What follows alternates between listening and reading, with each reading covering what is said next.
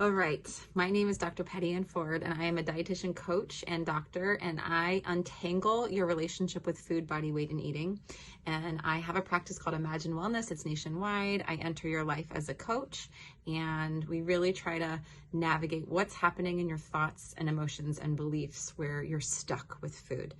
Today, I want to offer a concept that will navigate and kind of categorize your social nutrition. But what I want to ask is how many times are you involved in a solo eating experience?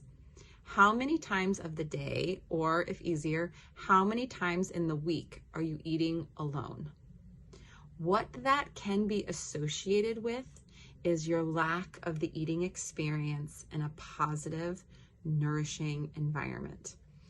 And eating is very functional. It is very functional in terms of that's how we are created to reproduce, and that's how we're created to evolve, and you kind of all of these things.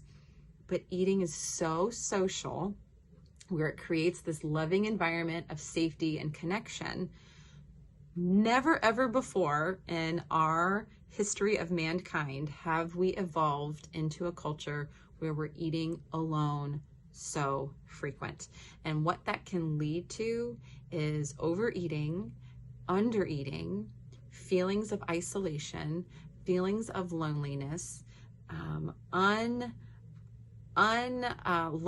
illogical thoughts of food or body, to where your thoughts start to run away and they're not logical or truthful, or they're outside of reality, where then that becomes our reality, and behaviors around food and body and weight and eating are so mismanaged to where we lose sight of what's true. Now, what the heck am I talking about?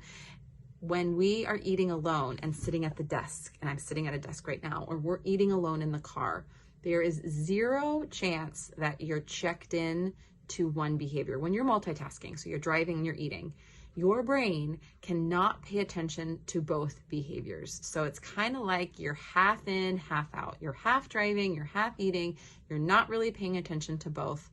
And if you're not paying attention to hunger cues, fullness cues, what you're tasting, what is actually happening, you're not present.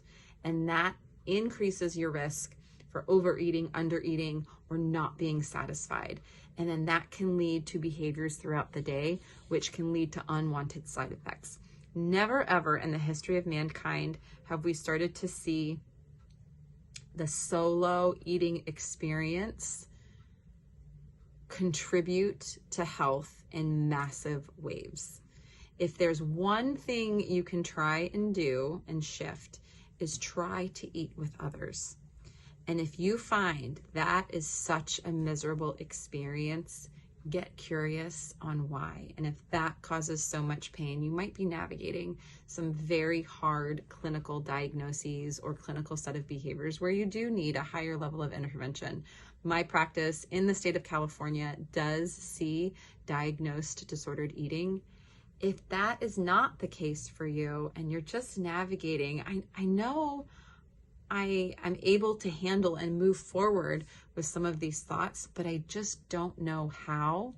That's what my practice does, is let's really untangle the cobwebs of I meant to enjoy food, but I feel really stuck. That's what I'm here. And you would be so shocked at how reflective your thoughts on food, body, weight, and eating, and how much they're in different areas of your life. And by improving this one topic, it's not the entire part of your life, it can feel that way, can also improve relationships, can also improve, therefore, business, can improve income, there can improve more freedom, and can just improve a lot of different areas for you by focusing on your health. Figure out how many times of the day or week am I eating alone, and is that affecting my health more than I think?